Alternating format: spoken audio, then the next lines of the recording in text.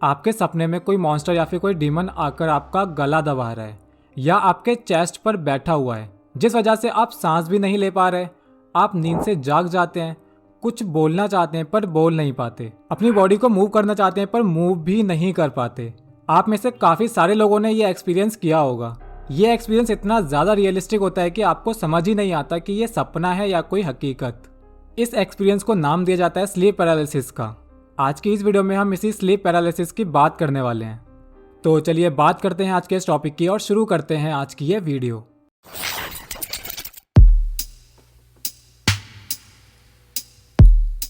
Sleep paralysis को काफ़ी सारे लोग बीमारी की तरह देखते हैं, लेकिन ये सिर्फ एक कंडीशन है।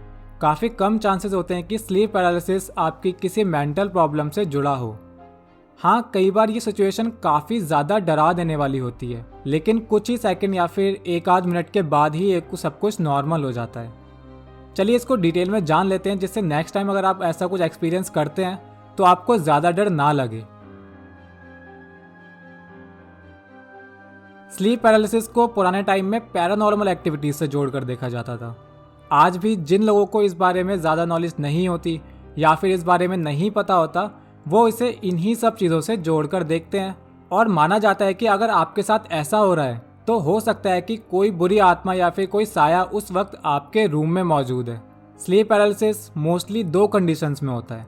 पहला, जब हम लगभग सो चुके हों या फिर सोने ही वाले होते हैं, और दूसरा, जब हमारी नींद पूरी हो चुकी हो और हम उठने वाले हों।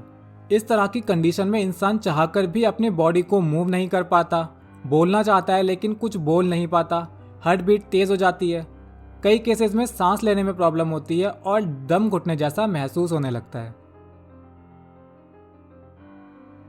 बात करें इसके सिम्टम्स की तो इसमें बॉडी को हिला ना पाना, बोल ना पाना इसके मेन सिम्टम्स होते हैं, लेकिन इसके अलावा कुछ और भी सिम्टम्स देखे जा सकते हैं, जैसे सोते हुए भी कॉन्शियस फील करना, चेस्ट पर अजीब दबाव महसूस करना, पूरी बॉडी में किसी भी तरह की कोई सेंसेशन ना होना, स्वेटिंग, मसल पेन, हेडेक वगैरह भी कॉमनली देखे जा सकते हैं। और इन सब के अलावा हेलुसिनेशंस भी देखे जाते हैं। ये हेलुसिनेशंस सभी तरह के हो सकते हैं, जैसे विजुअल हेलुसिनेशंस, यानी कुछ ऐसा दिखाई देना जो एक्चुअली एग्जिस्ट ही नहीं करता या फिर उस वक्त उस रूम में मौजूद नहीं होता।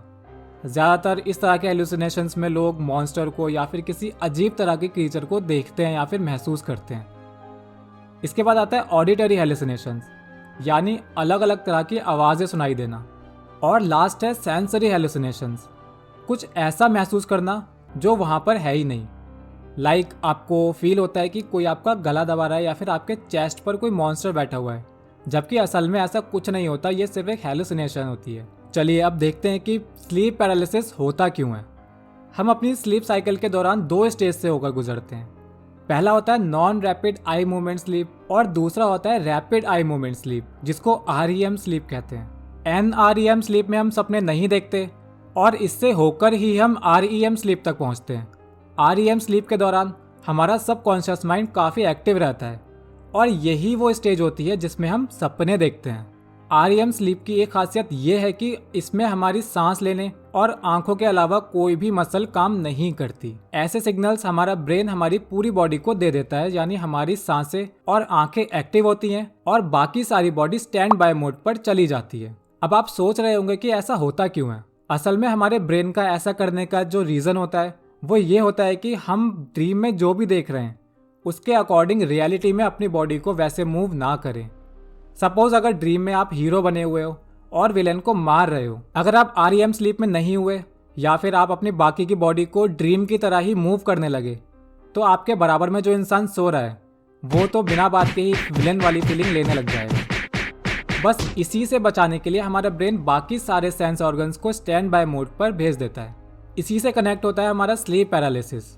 जब कोई इंसान रैपिड आई मूवमेंट के बीच उठ जाता है तो उसका ब्रेन पूरी तरह से अलर्ट होता है, उसकी आंखें भी खुली होती हैं, लेकिन उसके मसल्स काम नहीं कर रहे होते। यानी हमें लग रहा होता है कि हम जाग रहे हैं, लेकिन असल में माइंड में सपने चल रहे होते हैं, जिस वजह से हमें ये हेलुसिनेशंस होते हैं कि हमें कोई देख रहा है या फिर किसी के चलने की आवाज़ आ रही है, कोई हमारा गला दबा रहा है या फिर कोई हमारे चेस्ट पे बैठा हुआ है।